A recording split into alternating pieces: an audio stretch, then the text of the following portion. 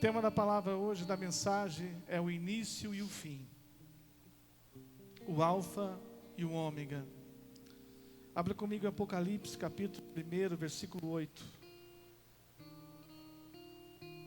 Apocalipse, capítulo 1, verso 8. Aleluia.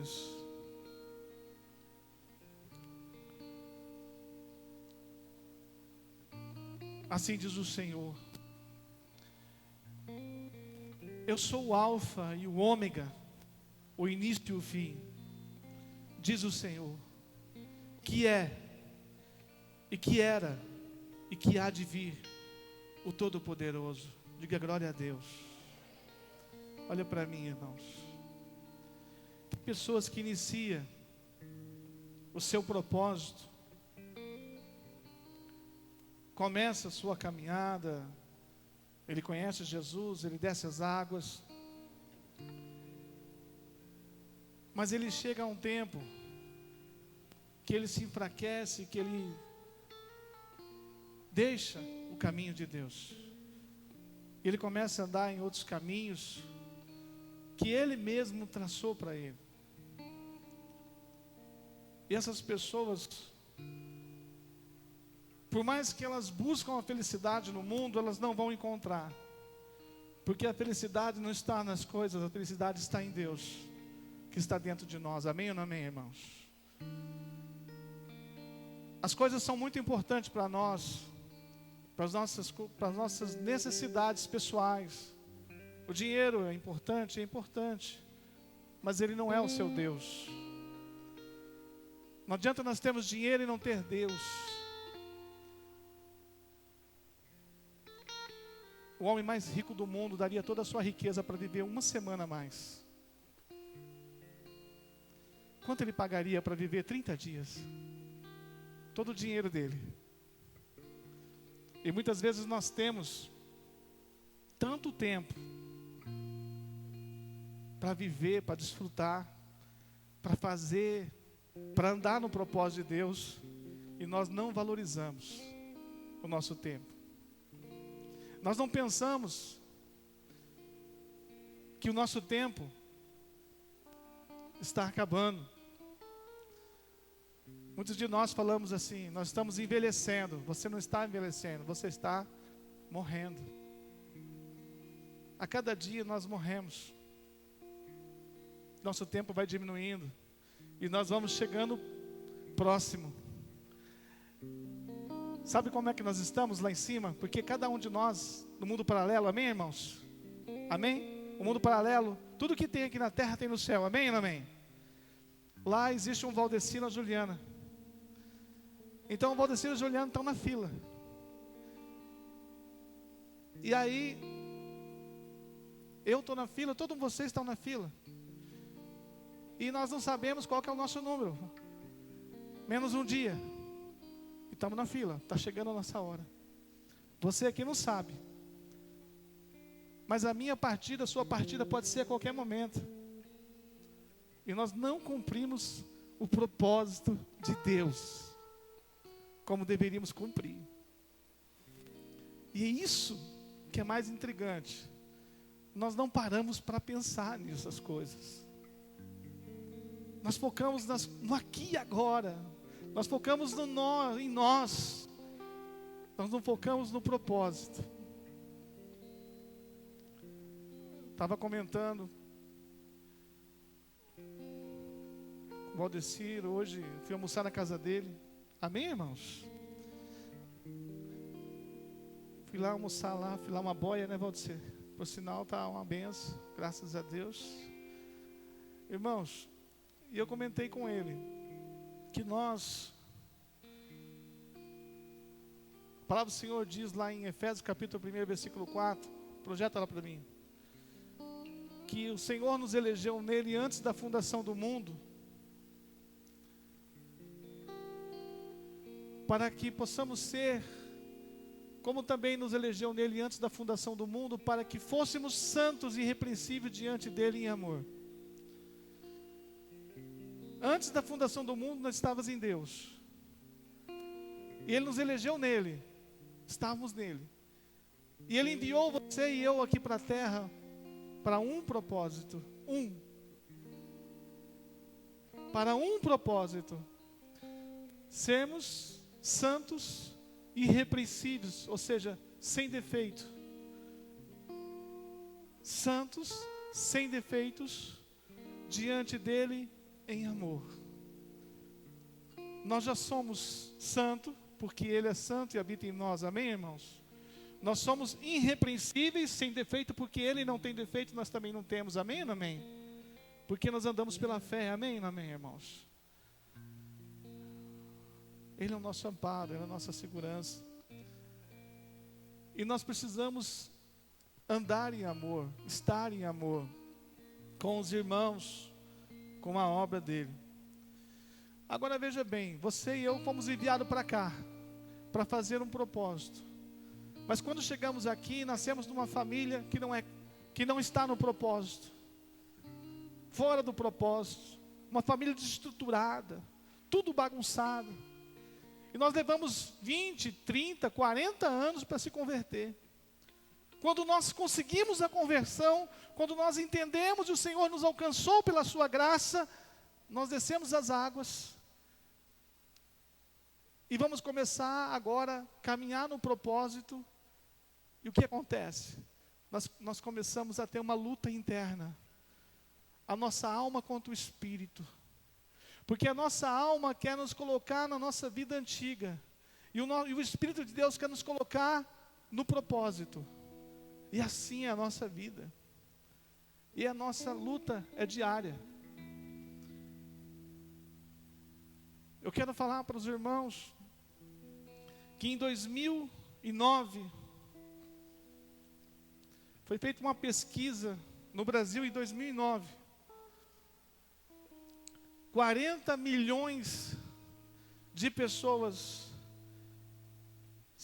em 2009 estavam desviados da igreja. Em 2009, 10 anos atrás.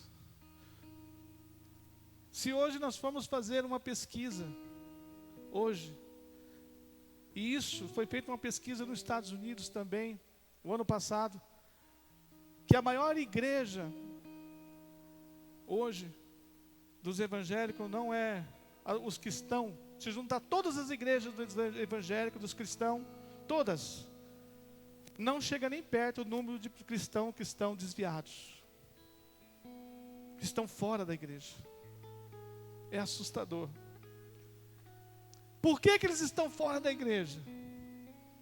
Porque eles não ouviram e não querem e não sabem e não querem estar no propósito de Deus. Não querem cumprir o propósito de Deus. Então eles preferem ficar o quê? Desviados. Eles preferem viver o momento deles, estar do jeito deles, ter o relacionamento com Deus do jeito deles, da forma que eles querem. E diga assim: e Deus te chamou para um propósito, mas Ele não obriga você a cumprir o propósito, porque o propósito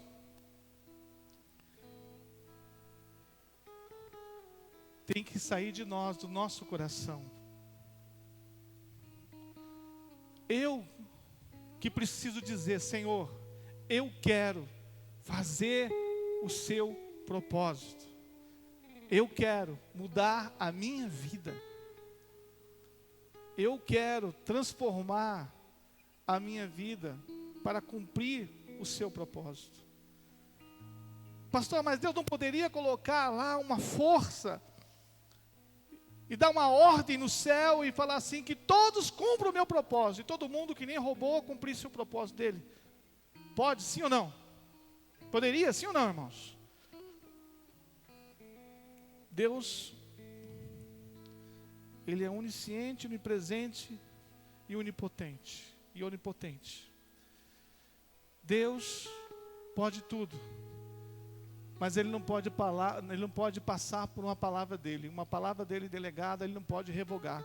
Uma vez que ele diz algo, ele não pode mais retirar. Projeta Salmo, capítulo 111, verso 16. Olha o que o Senhor fez, e por isso que você precisa dizer: Deus não pode fazer com que você cumpra o propósito dele. É você que precisa escolher cumprir o propósito dele. Olha o que o Senhor diz. Salmo 115, verso 16. Aleluias. Os céus são os céus do Senhor, mas a terra a deu aos filhos dos homens. Os céus são do Senhor, mas a terra ele deu aos filhos dos homens. Ou seja, irmãos, Deus deu a terra para nós. Eu que preciso decidir agora se eu dou o domínio, o poder, a honra e a glória para Ele. Porque quando eu oro, Pai nosso que estás no céu, santificado seja o teu nome, venha o teu reino, seja feita a tua vontade aqui na terra. Aqui na terra, você está dando o poder e o domínio para Ele. Mas quando você entende isso como revelação, você diz assim: eu dou o domínio e o poder. Ou seja, Ele começa a governar a sua vida através do Espírito Santo. Isso é dar o poder e o domínio para o Senhor. Ou seja, Ele vai fazer com que você venha cumprir a vontade dEle, o propósito dEle. Nós estamos findando o ano. Não estou te acusando, mas quantos de nós aqui está cumprindo o propósito de Deus? Quantos de nós aqui ganhou quantas almas esse ano? Deus te chamou para pregar o Evangelho a todas as criaturas, para o ID, fazer discípulo. Deus te chamou para algo grande, um propósito. Você estava nele antes da fundação do mundo e te chamou. E Ele disse tudo para você como que teria que ser. A palavra do Senhor diz, Salmo 139, no verso 16, no 15 e no 16, diz assim, que todos os nossos dias estão escritos no livro da vida. Todos os nossos dias já estão escritos. Então quer dizer que o dia da segunda-feira passada estava escrito, mas você não estava no propósito.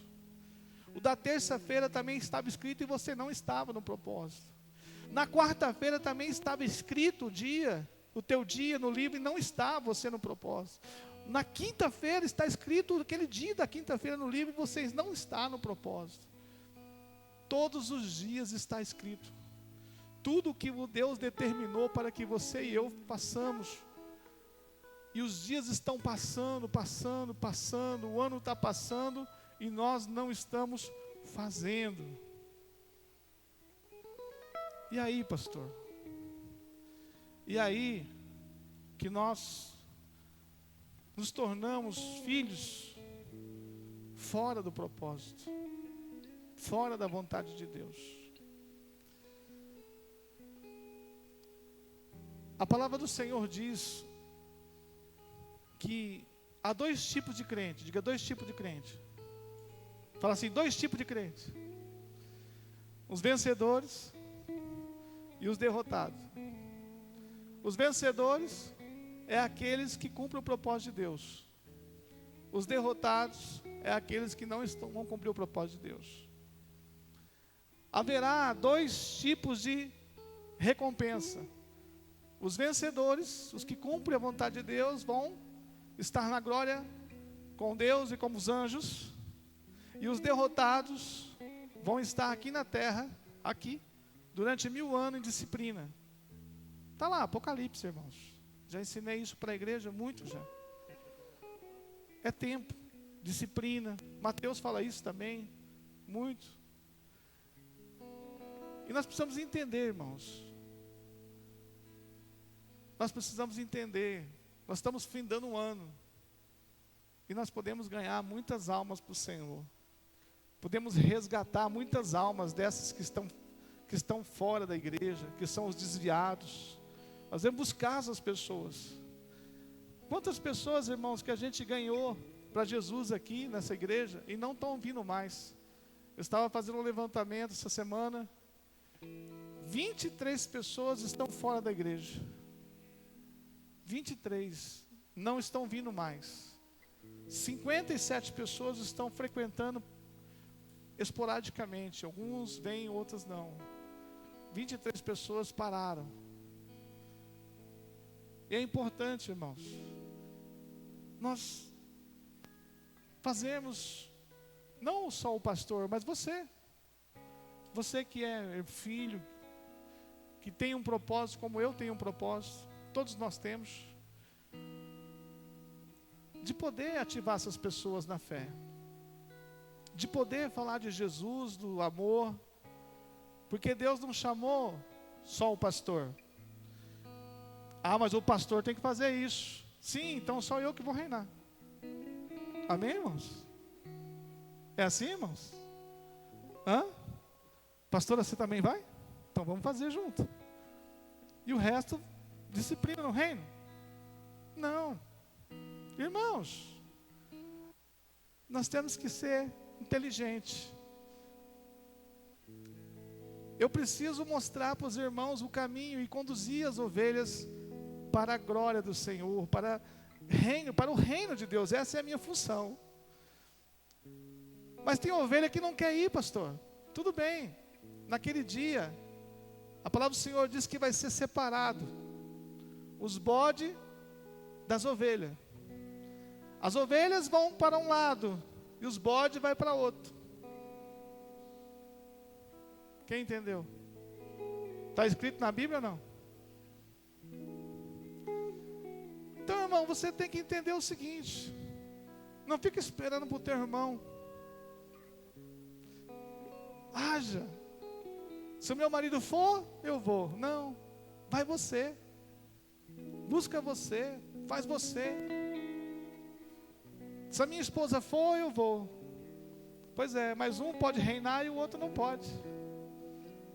Então, irmão, você tem uma escolha de ser um vencedor ou um perdedor.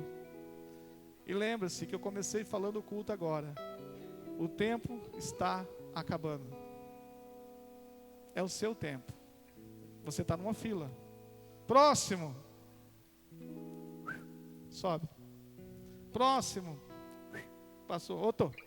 Próximo. Mais um. A fila não para, irmão. Tem gente subindo a todo momento. É ou não é? Quantas pessoas estão subindo, que subiram hoje, no mundo inteiro? Quantas pessoas estão subindo no mundo inteiro hoje, que morreram, que partiram dessa vida para o Senhor sem obra, com as mãos vazias? Filhos que desceram as águas, que foram batizados, que estavam desviados. Outros estavam na igreja, mas sem propósito, e subiram. E quantos que não subiram, mas desceram? É pior ainda, porque uns vão subir, vão ser disciplinados, mas outros vão descer e vão para o lago do fogo do inferno. Diga por quê, pastor? Porque não tem ninguém que prega, não tem ninguém para ajudar, para falar. Então é tempo da gente refletir. Nós estamos no final do ano e a gente precisa ativar os irmãos. Nós não precisamos ter condenação.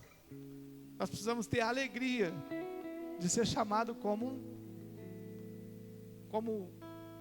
um filho amado. A Bíblia diz que nós somos. O que a Bíblia diz que nós somos, irmãos? Filho amado. E o que mais? O que nós somos?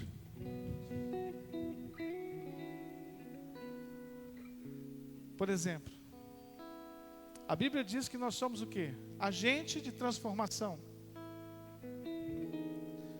A Bíblia diz que nós somos embaixadores de Cristo, representante de Deus, agente de transformação. O que é um agente de transformação? É aquele que chega e vê o irmão com a vida toda torta, de um jeito torto, e ele diz: irmão, irmã, tem jeito, você só está fazendo errado. Eu vejo a tua vida, eu quero dizer para você, tem cura, tem jeito, é mesmo. Você sabe que tem muita gente que está fora da igreja porque acha que não tem mais jeito para a vida dela. E eu quero dizer para você hoje que a tua vida tem jeito, e que não importa o que você fez e o que você está fazendo, tem jeito. Ah, pastor, meu pecado é muito cabeludo, que eu cometi lá em 76. É 76, né, Irineu? O Irineu disse que não é 77, é 76. Então agora é 76. Aquele pecado de 76 é muito forte, pastor. Jesus já pagou na cruz. Amém, amém, irmãos? Uma vez que você colocou o pecado na cruz, ele foi pago.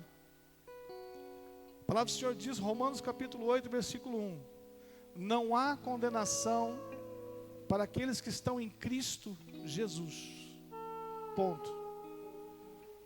Então quem te condena? O diabo.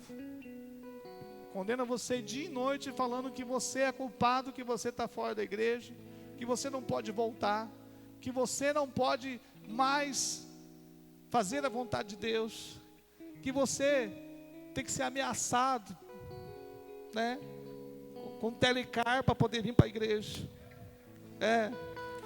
Irmãos. Então, Deus é assim, irmão. Se não dá um jeito, ele faz de outro, né? É incrível, irmãos. Mas nós temos que amar uns aos outros.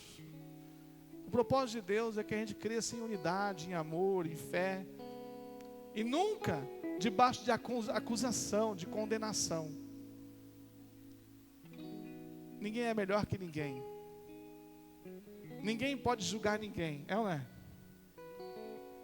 A palavra do Senhor diz assim, ó: com a medida que medides o teu irmão, você também vai ser medido. Então, antes de você medir o seu irmão, medir o seu pastor, vai medir você também, é ou não é? Ah, mas o meu irmão, mas o meu pastor, para de medir o seu irmão, para de medir o seu pastor, para de medir o seu líder. Olha para você, sabe? Tem muitas vezes que você olha para o seu líder e fala assim: mas o meu líder não está fazendo certo. Então, vai lá e faz melhor que ele. É ou não é? Sobe lá em cima e faz melhor. É o que a gente mais quer, irmãos.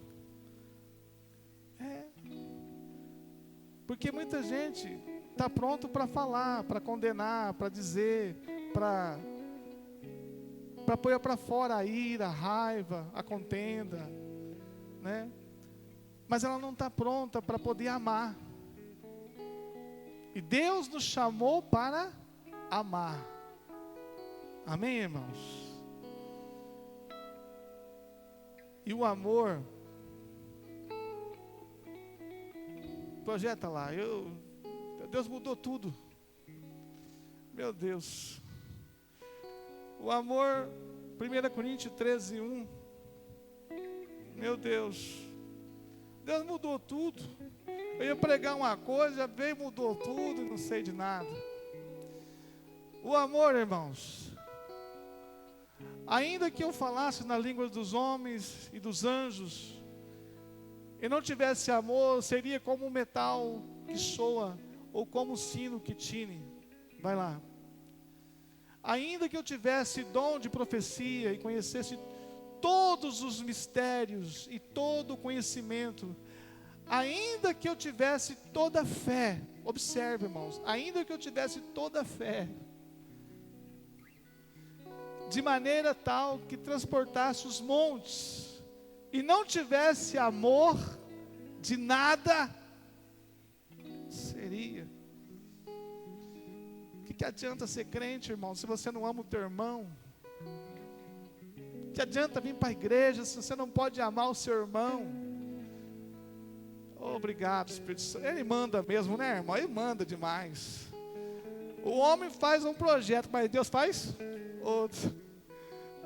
Ai, meu Deus. Tá bom, patrão, ele é meu patrão, ele é meu Senhor, né? Vai lá, olha o que diz o Senhor. Versículo 3. Aleluia. Ainda que eu distribuísse toda a minha fortuna para o sustento dos pobres, nós pessoas que gostam de fazer caridade aí, gosta de dar para os pobres para poder aliviar um pouquinho a culpa, né? A culpa do seu pecado. Ainda que entregasse o meu corpo para ser queimado e não tivesse amor, nada disso me aproveitaria. Amém, irmãos? Pega a sua riqueza, dá para os pobres, distribui. Vai na praça, taca fogo no seu corpo. Mas se você não amar o seu irmão, não adiantou nada. Deus vai falar assim, sacrifício de todo. Será que o amor é bom? Será que o amor tem uma base no ministério de Cristo? Paulo, quando ele recita 1 Coríntios, no capítulo 13, ele recita esses versos, ele fala claramente da importância desse amor, nós com Deus, nós com os nossos irmãos.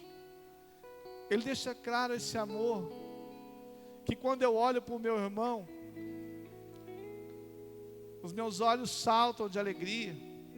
Ele precisa ter alegria. E agora eu entendi porque que o Senhor disse, canta aquele louvor. Vamos lá, Fred.